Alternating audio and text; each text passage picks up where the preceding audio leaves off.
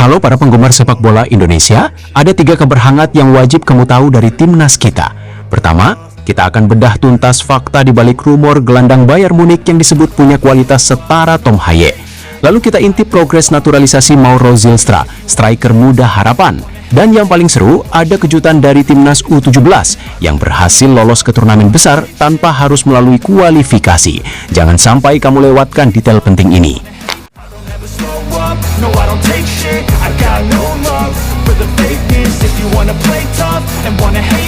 Gelandang serang Bayern Munich yang punya kualitas setara Tom Haye terus mengonfirmasi status darah keturunan yang dimilikinya. Apakah ia eligible untuk membela timnas Indonesia di ronde keempat kualifikasi Piala Dunia 2026? Sosok gelandang serang Bayern Munich yang mengonfirmasi status darah keturunannya itu adalah Maurice Kratenmaker. Sebelumnya, nama Maurice Kratenmaker digadang-gadang bisa membela timnas Indonesia karena diduga memiliki darah keturunan. Dugaan ini muncul dari pengakuannya saat diwawancarai oleh akun @halfbloodindonesiaone soal latar belakang keluarganya. Orang tua saya tidak punya darah keturunan, tapi mungkin dari orang tua ayah saya, kata Kratenmaker medio April 2025. Ya, mungkin saja dari ayah saya, bisa jadi dia memiliki darah Indonesia, lanjut pemain didikan Akademi Bayern Munich itu. Sejak wawancara itu muncul, banyak netizen yang terlihat girang jika Kratenmaker benar-benar memiliki darah Indonesia.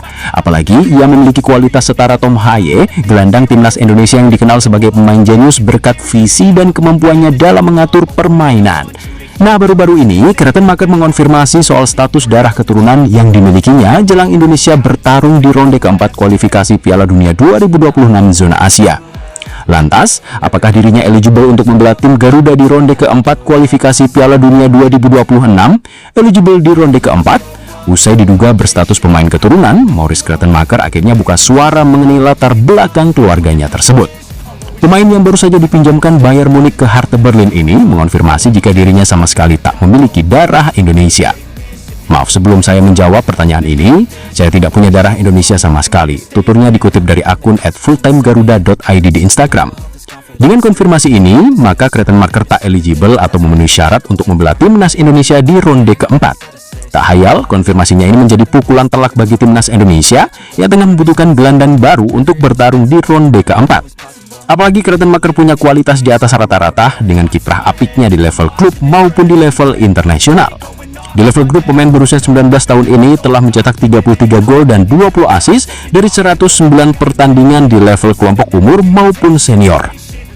Bahkan di musim 2024-2025 kemarin, Kratenmaker mampu mencetak 3 gol dan 8 assist dari 32 laga saat dipinjamkan ke tim kasta kedua Jerman SSV Ulm 1846. Berkat GPAW-nya itu, Kratenmaker bahkan sudah dipercaya membela timnas Jerman di level kelompok umur dari U17, U18, U19, dan U20.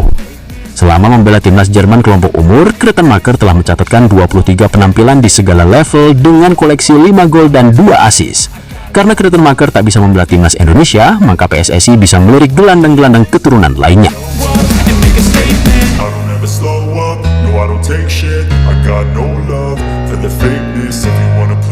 Baik, kita beralih ke kabar selanjutnya. Ada perkembangan positif yang patut kita cermati dari proses naturalisasi pemain muda keturunan Belanda Indonesia.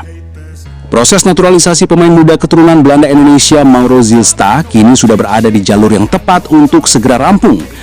Penyerang milik FC Volendam itu tengah dipersiapkan untuk memperkuat timnas Indonesia, khususnya di ajang Piala AFF U23 2025 yang dijadwalkan berlangsung pertengahan Juli mendatang. Mauro Zylstra memang masuk dalam rencana jangka panjang PSSI guna memperkuat lini depan timnas Indonesia. Dengan kemampuannya sebagai striker murni, pemain berusia 20 tahun ini diharapkan mampu memberikan opsi tambahan di sektor penyerangan. Persaingan di lini depan timnas kini semakin ketat, terutama dengan kehadiran nama-nama potensial seperti Ole Romeni yang juga sedang dalam proses adaptasi. Meskipun diproyeksikan untuk timnas senior, usia Zylstra yang masih tergolong muda membuatnya sangat layak membela skuad U23. Situasi ini membuka peluang ganda bagi sang pemain untuk memperkuat dua level timnas sekaligus, asalkan proses naturalisasi rampung sebelum tanggal akhir pendaftaran skuad untuk Piala AFF U23 2025. PSSI belum mengumumkan secara resmi apakah Mauro Zylstra akan diturunkan di skuad U23 atau disiapkan untuk tim utama. Namun dengan padatnya agenda kompetisi dan kebutuhan akan rotasi pemain, fleksibilitas Zylstra bisa sangat berguna bagi pelatih timnas di kedua level tersebut. Jadwal padat Timnas Indonesia sepanjang 2025.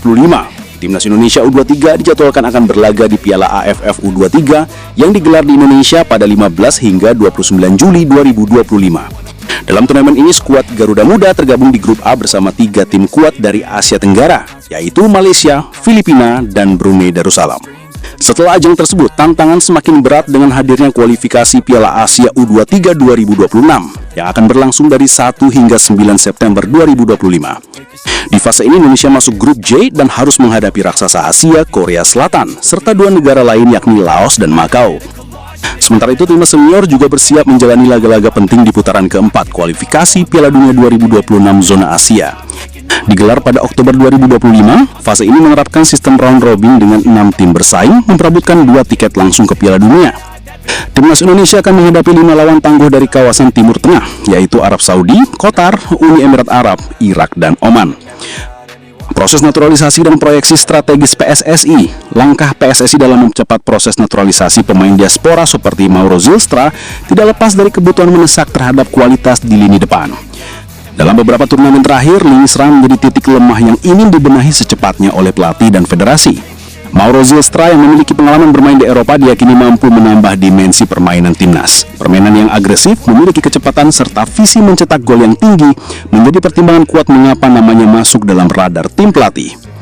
Tak hanya dari sisi teknis, kehadiran pemain diaspora juga dinilai berdampak positif terhadap daya saing internal dalam skuad Garuda. Kompetisi sehat antara pemain lokal dan diaspora dipercaya akan mendorong performa keseluruhan tim menjadi lebih baik dan profesional. Mengapa naturalisasi jadi strategi utama timnas saat ini? Fenomena naturalisasi di tubuh timnas Indonesia bukanlah hal baru. Sejak beberapa tahun terakhir, strategi ini dijadikan salah satu solusi cepat untuk mendongkrak kualitas permainan tim, apalagi dalam menghadapi lawan-lawan kuat di level Asia. Namun PSSI juga tetap memprioritaskan pembinaan usia muda lewat kompetisi Elite Pro Academy, Liga 1 U20 hingga Garuda Select. Kombinasi antara pemain naturalisasi dengan talenta lokal menjadi fondasi penting menuju prestasi yang lebih tinggi, termasuk impian tampil di Piala Dunia.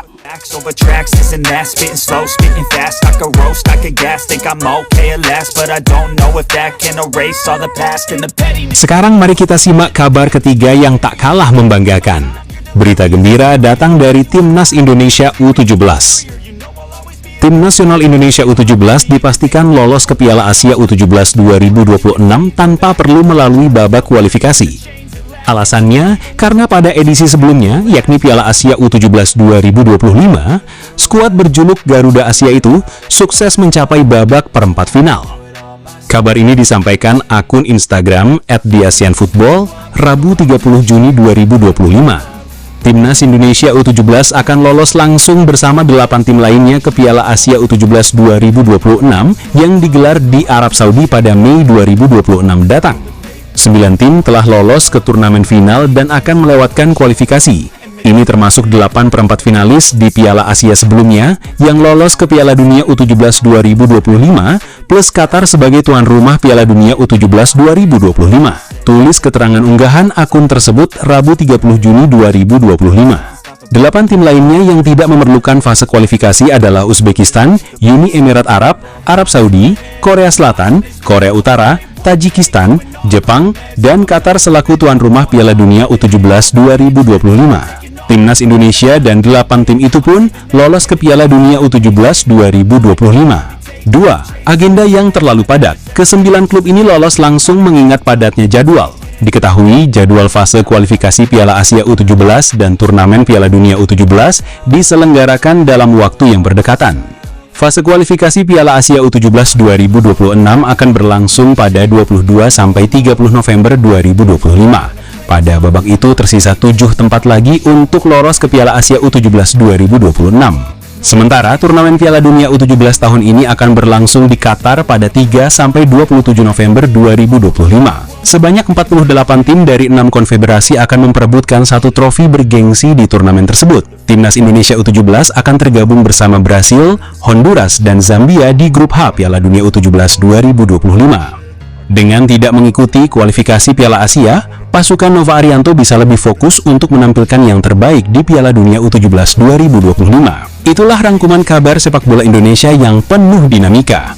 Dari fakta dibalik rumor gelandang bintang, harapan baru di lini depan melalui naturalisasi, hingga prestasi membanggakan Timnas U17. Semua ini adalah bagian dari perjalanan panjang Timnas Garuda menuju level yang lebih tinggi. Mari terus berikan dukungan terbaik kita. Bagaimana pendapatmu tentang 3 kabar ini? Bagian mana yang paling menarik perhatianmu? Yuk, tuliskan komentarmu di bawah ini. Jika kamu suka video ini, jangan lupa like, share ke teman-teman pecinta bola lainnya, dan subscribe channel ini agar tidak ketinggalan update berita Timnas Indonesia selanjutnya. Sampai jumpa! A reflection of the emptiness, hilarious. You think you're worth my time, you're delirious.